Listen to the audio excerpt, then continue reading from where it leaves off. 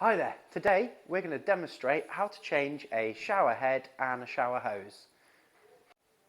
Firstly, I'm going to show you how to change the shower hose. Now, if you can't undo this with your fingers, the little section here, then there are flat parts on it where you can use an adjustable spanner to loosen it off.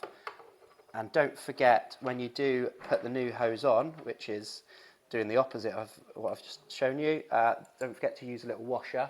The shower head here will also potentially have a couple of flat sections on there. If you can't loosen the shower head off with your fingers, you can use a spanner on there, which will help loosen it all off. And again, washers on each end.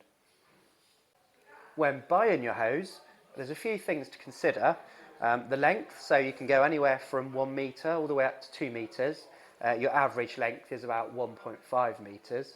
You can get different colours as well, so there's silvers, chromes, blacks, golds, other finishes to match your taps in the shower. And one of the other important choices, you can have these super smooth hoses which don't have the ridges that your standard hoses have in them, so they're easy to clean and there's less build-up of lime scale and mildew. Now we're going to look at changing shower heads. So these little handsets, they're universal. You can put whatever shower handset you want on your shower system.